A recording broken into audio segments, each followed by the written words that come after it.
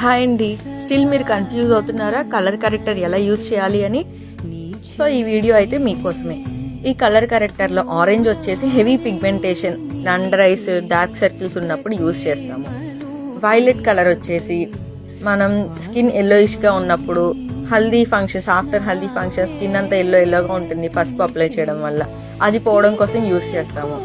ఇంకా ఎల్లో వచ్చేసి uneven skin ఉన్నప్పుడు యూజ్ చేస్తాము. స్కిన్ని ఈవెన్ తెచ్చుకోవడానికి, స్కిన్ బ్రైట్నింగ్కి యూజ్ చేస్తాము. గ్రీన్ కలర్ కరెక్టర్ వచ్చేసి స్కిన్ రెడ్డిష్గా ఉంటుంది, ఎండలోకి వెళ్ళినా కానీ కొంతమందికి స్కిన్ ర్యాష్ లాగా రెడ్డిష్గా ఉంటుంది. సో ఆ రెడ్నెస్ అనేది పోవడానికి కలర్ కరెక్టర్ యూజ్ చేస్తాము.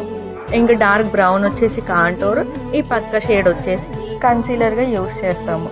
సో స్క్రీన్ మీద అయితే తెలుగు అండ్ ఇంగ్లీష్ లాంగ్వేజెస్లో కలర్ కరెక్టర్ గురించి అయితే ఇవ్వడం జరిగిందండి. సో ఎవరైనా డౌట్ ఉన్న వాళ్ళు స్క్రీన్ షాట్ తీసుకొని ఉంచుకోవచ్చు. ఐ హోప్ ఈ వీడియో మీకు